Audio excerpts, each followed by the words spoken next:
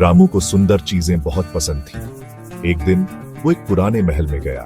वो बिकाऊ था। महल पुराने फर्नीचर से भरा हुआ था। रामू ने एक कुर्सी देखी। यह एक खूबसूरत एंटीक कुर्सी थी। उसने इसे खरीदने का फैसला किया। उसने सोचा कि यह उसके लिविंग रूम में परफेक्ट लगेगी। रामू कुर्सी को घर ले आया। उसने उसे अपने लिविंग रूम में रखा। वो अपनी खरीदारी से बहुत खुश था। वह कुर्सी पर बैठ गया और उसे निहारा।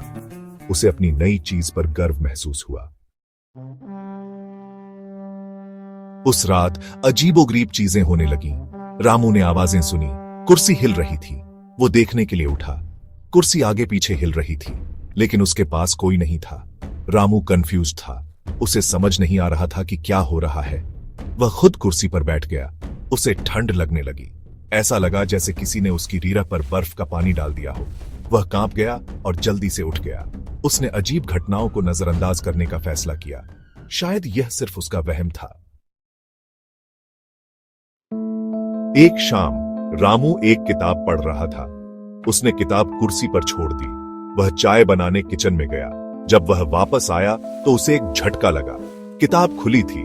यह एक ऐसे पेज पर खुली थी जिससे उसकी रूह कांप उठी। पेज पर लिखा था, मुझे वापस ले जाओ। लिखावट पुरानी और फीकी लग रही थी। ऐसा लग रहा था जैसे किसी ने इसे बहुत पहले लिखा हो। रामू का दिल तेजी से धड़कने लगा। वो जानता था कि कुछ गड़बड़ है। उसे कुर्सी के बारे में कुछ करना था। रामू से अब और बर्दाश्त नहीं हो रहा था। उसने कुर्सी वापस करने का फैसला किया। उसने कुर्सी अपनी कार में रखी। वह वापस पुरानी हवेली में चला गया। उसने कुर्सी कार से बाहर निकाली।